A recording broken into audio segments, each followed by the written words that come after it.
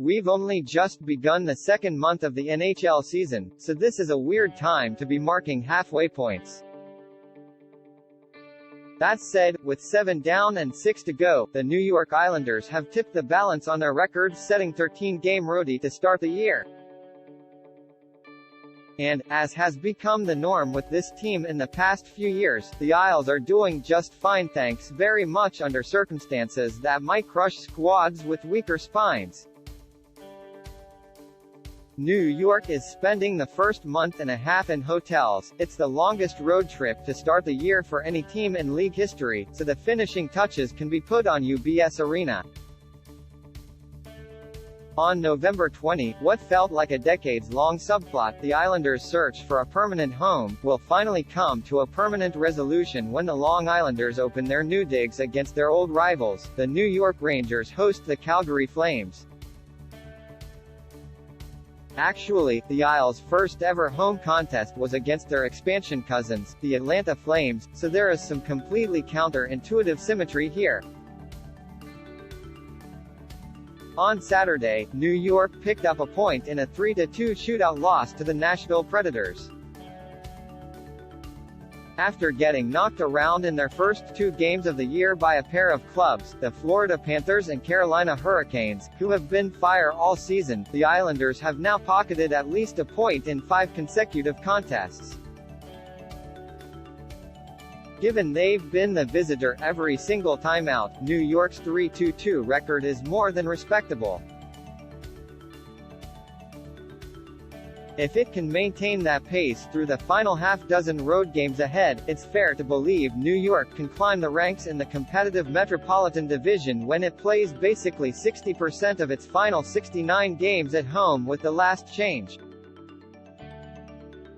We sort of default to defining New York as a will over skill group that always finds a way to be greater than the sum of its parts. More and more of those parts, though, are starting to look like stars as opposed to cogs in a wheel. Sophomore goalie Ilya Sorokin has a .963 save percentage in his past 5 outings and, after playing every minute of the season so far, the Russian will soon get some rest as battery and country mate Semyon Varlamov returns from the injured list. The youngest player on the club, Oliver Wahlstrom, is also one of the most talented. The 21-year-old notched his team-leading 4th goal versus the Preds, and the shot he made to bag it tells you all you need to know about his mitts. New York's other tally in Nashville came from 24-year-old Anthony Bovalier, a 2015 first-rounder who scored at a 26-goal pace last year and, with 3 on the board this season, could easily push into the 30s this season. You throw an injection of scoring from these youngsters into the rock-solid infrastructure built by GM Lou Lamoriello and coach Barry Trotz, and you get a team ready to transition from tough out to favorite. The GM and coach, of course, joined the Islanders in 2018, right before then captain John Tavares departed as a free agent. That was supposed to sink an organization that had 1 playoff round win in 25 years further into oblivion. Instead, the Isles haven't missed the playoffs since Tavares bolted. New York has lost Final Four series to the eventual Cup champion Tampa Bay Lightning each of the past 2 postseasons, and nobody pushed the Bolts harder than the Islanders did in a 7-game set last spring.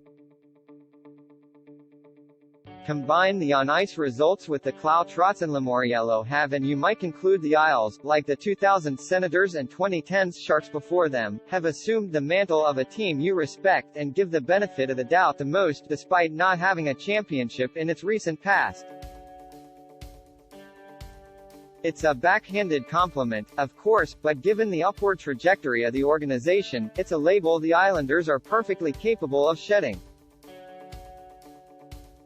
Speaking of the Metro, man, is that shaping up to be a group of death this year. Despite the fact it houses the only perfect team left in the league, the 8-0 Carolina Hurricanes, there's only an 8-point gap between the Canes and the bottom of the division. Every Metro squad is .500 or better. The Islanders and Pittsburgh Penguins are actually in the basement right now, but you already know how we feel about New York, and the Penguins just welcomed Sidney Crosby back on Saturday. New Jersey is hanging in despite Jack Hughes being on the shelf, and Columbus continues to fight and claw for every inch of ice. Let's get a stick tap for the San Jose Sharks, who lost their coach and a trainer's room worth of bodies due to COVID-19 protocol right before puck drop versus the Winnipeg Jets on Saturday night.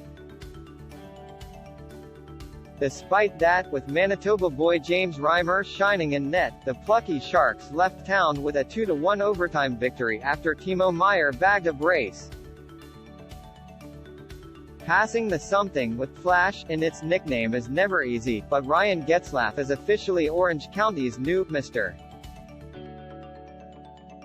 Hockey, after recording an assist on Sunday afternoon to usurp Teemu Selanne as the all-time franchise scoring leader in Anaheim. The Ducks captain is only 11 points shy of 1,000 for his career, so the next milestone is dead ahead. 1. Calgary Flames, 6-1-1. After blanking the Flyers 4-0 on Saturday, Calgary has gone 122-59 without surrendering a goal. 2. Edmonton Oilers, 6-1-0. The Oilers have at least one man advantage marker in all 7 games they've played this year.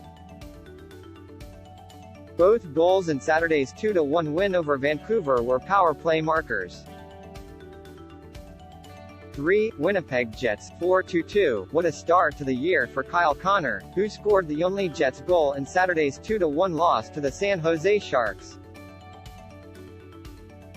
The soon-to-be U.S. Olympian has an even 7 goals and 7 helpers for 14 points in 7 contests this season.